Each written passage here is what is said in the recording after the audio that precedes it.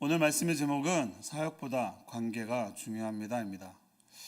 오늘 본문 말씀 누가복음 10장 20절 말씀은 70명의 제자들이 사역을 다니다가 돌아온 후에 본인들의 사역을 자랑하고 있는 가운데 예수님이 제자들에게 말하는 장면입니다.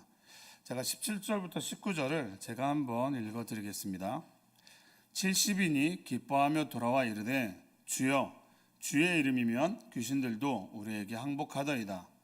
예수께서 이르시되 사탄이 하늘로부터 번개같이 떨어지는 것을 내가 보았노라. 내가 너희에게 뱀과 정갈을 밟으며 원수의 모든 능력을 제어할 권능을 주었으니 너희를 해칠 자가 결코 없으리라. 아멘. 무슨 내용입니까? 주님, 우리가 귀신들을 물리쳤습니다 라는 본고에 예수님은 그래, 사탄이 떨어지는 거 나도 봤다라고 말씀하십니다. 그러면서 말씀하시는 부분이 이렇습니다. 제자들아, 그 능력 내가 너희에게 준 거란다. 그러면서 오늘 본문 말씀을 하시는 겁니다.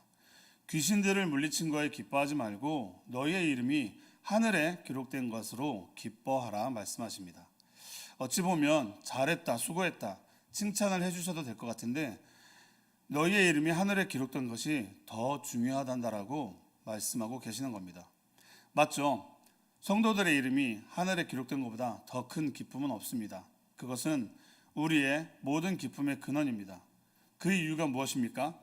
그것은 제자들이 행한 건세와 능력, 곧 은사는 영원한 것이 아니라 일시적인 현상에 불과하면 하늘에 기록된 성도들의 이름은 영원하기 때문입니다.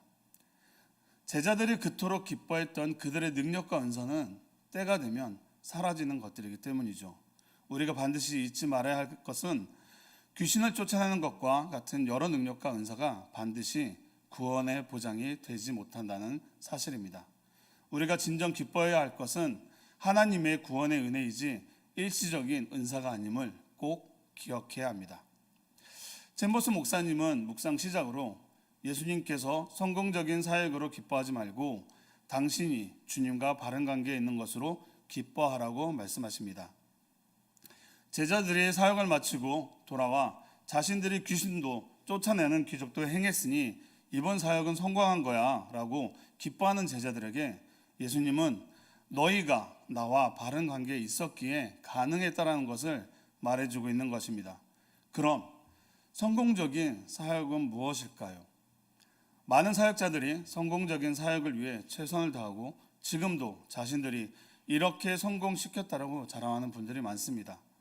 성공적인 사역의 기준은 어디에 두고 있을까요?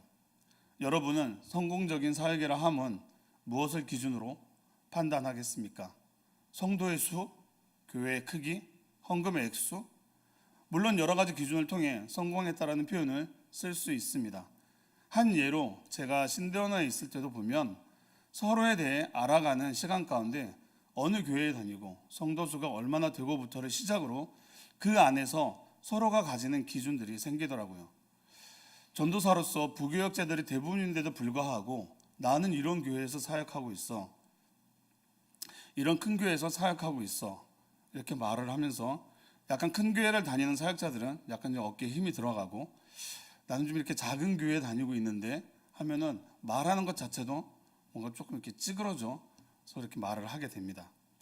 주 안에서도 기준이 세상적인 것과 별반 차이 없음이 조금 마음이 아픕니다. 그럼 이어서 말씀하시는 주님과의 바른 관계는 무엇일까요? 우리 성도님들이 생각하는 주님과 바른 관계는 어떤 관계인가요? 바로 하나님의 뜻에 내 뜻을 맞추는 것이 그것이 바른 관계입니다. 성공적인 사역을 했다 하더라도 하나님과의 관계가 틀어져 있으면 그건 성공적인 사역이라고 말할 수 없기 때문입니다. 관계의 틀어짐은 내가 바라보는 시선이 주님에서 다른 것으로 벗어나고 있을 때 일어나는 것을 알 수 있습니다.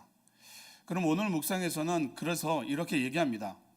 그리스도인의 사역에서 함정은 성공적인 사역으로 기뻐하는 것이요 하나님께서 당신을 사용하셨다는 사실로 기뻐하는 것입니다. 무엇을 말하고 있는 건가요? 하나님께서 나를 사용하셔서 이렇게 성공적인 사역을 할 수 있었던 거야 하는 함정에 빠지지 말라는 것입니다. 얼핏 들으면 맞는 말 아닌가 할 수도 있습니다. 그런데 오늘 본문 말씀과 이어서 생각을 해보면 은사를 통한 사역을 할 때 하나님이 나를 쓰셔서 이런 은사를 주신 거고, 이 은사를 통해 많은 사람들이 찾아오게 되니 난 성공적인 사역을 한 거야라는 함정에 빠지게 된다는 것입니다. 맞는 말 같은데 왜 함정이라는 표현을 쓰셨을까요? 하나님의 선물인 은사를 통한 기적은 지금도 이루어지고 있습니다. 그런데 그 은사를 내 것인 양 사용하는 부분이 문제가 되고 그 영광을 하나님께 돌리지 못하고 자신이 잘해서 내가 이런 기적을 일으키는 거야 라는 생각의 함정에 빠진다는 겁니다. 기억하시는 분들도 계시겠지만 수년 전에 치유사역으로 유명한 기도원이 있었죠. 그곳에 가서 기도받은 사람들이 많은 병들을 치유받았습니다. 그러다 보니 많은 아픈 환자들이 몰려왔겠죠. 정말 많은 기적이 일어났다고 합니다. 뉴스에도 소개가 될 정도였으니까요. 그런데 점차 문제가 생깁니다. 치유를 통한 헌금이 많이 들어오다 보니 재물에 욕심이 생겨서일까요? 그곳에 기도원에서 나오는 물을 생명수로 팔기 시작합니다. 또한 치유도 언젠가부터는 잘 일어나지 않습니다. 은사는 소멸성이라고 했으니까요. 기도로만 했던 것이 안찰이라는 이유로 손을 대기 시작합니다. 그러다 폭행 시비까지 일어납니다. 좋은 뉴스로 소개됐던 곳이 나중에는 나쁜 뉴스로 소개가 되고 말았습니다. 사람들은 점점 줄어드니 기도 외에 뭔가를 자꾸 덧입혀 사역을 하는 것입니다. 또 다른 내용들도 있지만 은사를 통해 사용하는 단체들에게는 빈번히 일어나는 현상들입니다. 무엇이 빠졌나요? 바로 바른 관계입니다. 하나님과의 바른 관계. 하나님과의 바른 관계에 있었으면 자신에게 주신 하나님의 사역이 멈춰졌다면 인정하고 하나님이 어떤 것을 원하시는지 묻고 다시 나아가야 하는 것입니다. 하지만 세상의 풍요를 맛보니 그것을 놓지 못하고 자신이 사역을 이끌어 나가게 되는 것입니다. 바로 사울처럼 말입니다. 하나님과의 바른 관계가 끊어져 버린 거죠. 하나님이 바라보는 성공적인 사역은 크던 작던 많던 적든 중요하지 않습니다. 얼마나 하나님과의 바른 관계로 이어졌는지가 중요한 거 아닐까요? 젠복스 목사님은 이렇게 말합니다. 계속적으로 주님과 바른 관계를 유지하십시오. 그러면 당신이 어떤 상황에 있든 매일 누구를 만나든 주님은 당신을 통해 생수의 강을 흐르게 하실 것입니다. 주님과 바른 관계만 맺고 있으면 주님은 나를 사용하신다고 말씀하십니다. 너무나 큰 은혜이지 않습니까? 어떤 상황이든 누구를 만나든 주님이 나를 통해 선한 영향력을 전한다는 것입니다. 그것이 성화되어가는 과정입니다. 성화란 하나님의 아들이 우리에게 형성되는 것입니다. 나의 할 일을 주님을 향한 순종을 통해 자연적인 삶을 영적인 삶으로 변화시키는 것을 말합니다. 구원과 성화를 통해 하나님과 바른 관계에 있게 되었다면 우리가 처한 그곳이 바로 하나님께서 친히 정하신 곳임을 기억해야 하는 것입니다. 하나님께서 빛 가운데 계심같이 우리도 빛 가운데 거하기만 하면 우리는 하나님의 뜻을 이루게 될 것입니다. 다시 한번 우리 성도님들께 질문 드립니다. 우리 세움누리 성도님들은 하나님과 바른 관계를 유지하고 계십니까? 하나님의 뜻을 구하고 있습니까? 아니면 나의 뜻을 하나님께 이루어 달라고만 요청하고 계십니까? 하나님과의 바른 관계만이 우리의 생각을 멈출 수 있습니다. 그리고 기도해야 합니다. 기도를 통해 하나님과의 올바른 관계를 회복하기를 기도합니다. 계속해서 챔버스 목사님은 이렇게 말합니다. 오늘날의 풍조는 사역을 강조하고 있습니다. 사람들의 유용성으로 그들의 사역의 기초를 삼는 자들을 경계하십시오. 오늘날 많은 교회는 사역 중심, 일 중심으로 많이 요구합니다. 그러다 보니 사역자들도 스펙을 따집니다. 어느 학교 출신인지, 어디 유학을 다녀왔는지, 말씀을 잘 전하는지, 찬양은 잘하는지, 우리 교회에 쓸모가 있는지. 물론 교회 사역자를 뽑을 때 필요 조건들도 중요합니다. 유용성을 따지는 거죠. 그런데 하나님과의 관계보다는, 믿음보다는, 인성보다는 우리 교회에 쓸모 있는지를 먼저 본다는 겁니다.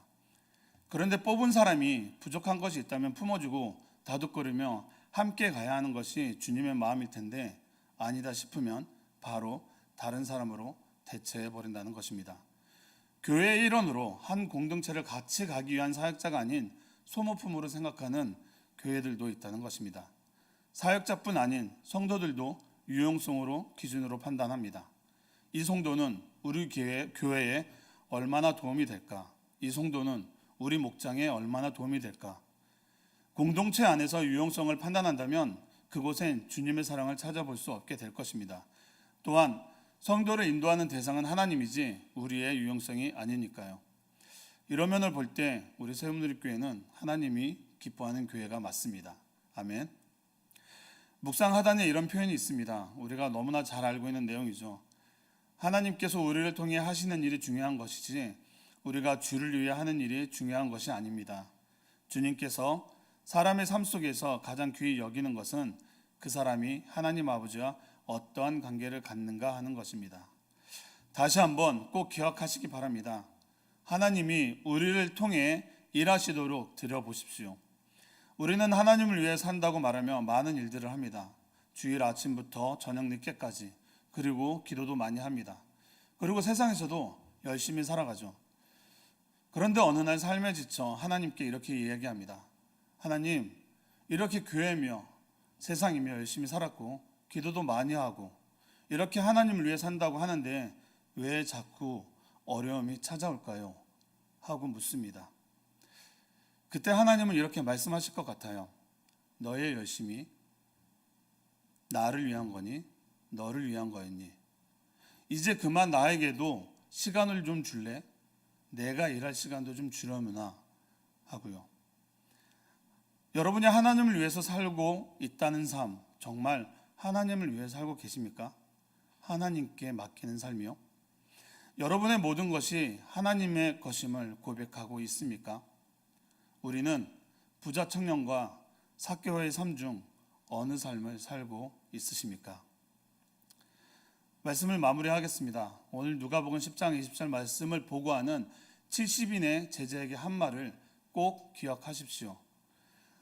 19절에 내가 너희에게 뱀과 정갈을 밟으며 원수의 모든 능력을 제어할 권능을 주었으니 너희를 해칠 자가 결코 없으리라.